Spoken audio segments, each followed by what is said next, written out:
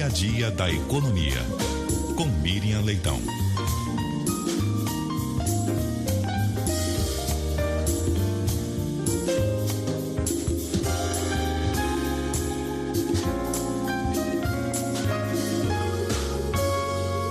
Bom dia, Miriam. Bom dia, Cássia. Bom dia, Nadédia. Bom dia, ouvintes da Rádio CBN. Bom dia, Olha Miriam. aqui, Nádia. Cássia, deixa eu te falar, e agora eu estava ouvindo vocês e estava lembrando de quando eu comecei a fazer, eu fiz rádio no comecinho da minha vida profissional, eu fiz rádio durante uns 2 anos e era proibido lá na emissora ter qualquer locução de mulher. Então eu preparava as notas que eram lidas por uma voz de homem, que achava que só a voz de homem era bonito. Eu estava ouvindo suas vozes aí tão bonitas, falando, conversando sobre São Paulo, aniversário de São Paulo, parabéns São Paulo, que cidade linda. Então era um noticiário só para São Paulo. Eu estava ouvindo vocês pensando assim, meu Deus, que bom que a vida andou, que bom que avançamos. E que bom que você voltou para o rádio, Miriam, para trazer a sua voz, que é tão importante para a gente. Obrigada. Então vamos ao trabalho de hoje. Exatamente. O trabalho de hoje é comentar a primeira reunião do ano do Copom, que acontece nesta semana. Miriam, não tem uma expectativa de grandes alterações ou de alguma grande mudança agora em relação aos juros, né? Não tem, infelizmente não tem. Os juros estão muito altos, 15% é uma taxa de juros muito alta. Nesse período a inflação caiu, isso significa que os juros reais subiram. E tinha uma expectativa no final do ano passado de que fosse reduzir os juros agora. Mas o passar do tempo levou a maioria dos analistas a achar que só vai acontecer em março. Na verdade, poderia cair agora. E isso porque a inflação caiu, ainda que não esteja no centro da meta como o Banco Central tem que fazer. O Banco Central tem que entregar uma inflação a 3%.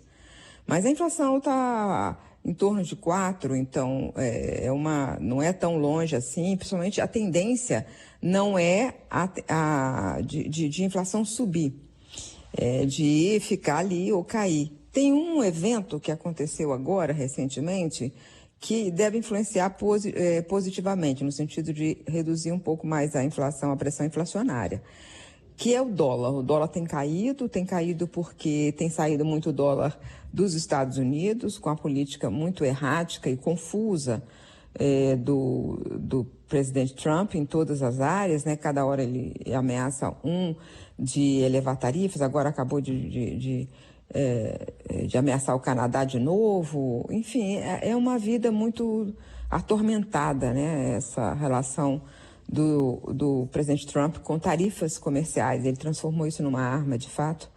Então, você não tem um comércio baseado em regras. E fora as outras questões dele que são mais perigosas, que são as políticas, a política interna muito confusa. O fato é que tem saído dólar, tem saído investidores que estavam no título do Tesouro Americano, têm ido para outras aplicações. Vários países estão recebendo, o Brasil também, entrou muito dólar na Bolsa, a Bolsa subiu e o dólar caiu. Esse dólar em queda sempre é bom para a inflação.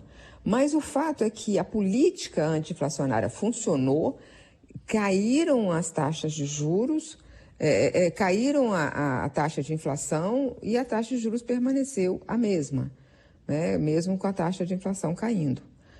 Então, está na hora realmente do Banco Central reduzir a taxa de juros, mas tem pouca expectativa de que aconteça desta vez e fica então para março, a reunião de março na DEDIA. A pressão está cada vez maior, né, Miriam? E o governo quer muito esse corte. O que é necessário para que o BC tome essa decisão? O que é que eles esperam, eles acham que inflação na meta é inflação na meta. Eu já conversei com integrantes da diretoria e eles acham isso. Quer dizer, até agora essa diretoria não entregou inflação na meta. Foi essa frase que eu ouvi. Ou seja, eles querem o 3%. Mas está caminhando para o 3%. E quando você olha para o que eles chamam de horizonte relevante, que eles não têm que olhar a taxa de inflação de agora, né? Eles têm que olhar a inflação em 18 meses. A tendência é de queda, de inflação muito indo para a meta. Então, já poderia ter acontecido. Tem uma discussão fiscal. Tem gente, muitos economistas do mercado, talvez a maioria absoluta, diz o seguinte: não, mas é porque o governo é muito gastador, ampliou muito o gasto. E eu não faço parte desse grupo, porque eu acho que, quando você olha os dados, o gasto público, o déficit público tem caído. Mesmo se você incluir tudo aquilo que eles tiram para efeito do arcabouço. Tem caído em relação a governos anteriores. Caiu em relação ao governo Bolsonaro, caiu em relação ao governo Temer. Então, tem tido uma queda do déficit. Isso é um ponto. O mercado não reconhece essa queda. E em que o mercado tem razão? É que, com a dívida deste tamanho, precisaria ter superávit fiscal e não tem superávit fiscal.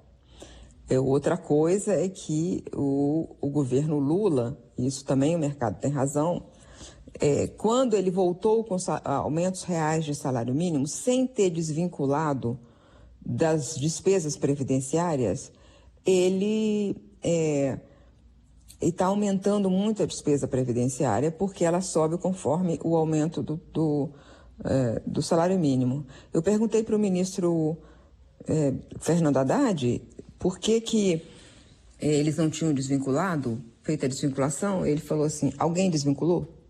Algum outro governo desvinculou?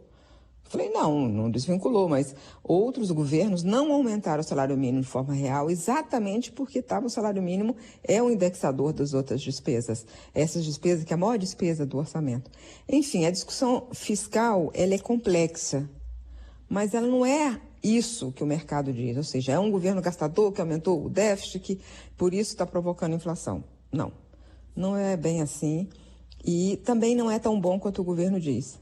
Então, talvez a verdade seja no meio, nessa discussão sobre as contas públicas. Muito obrigada, Miriam Leitão. Até mais tarde. Até mais tarde. Até.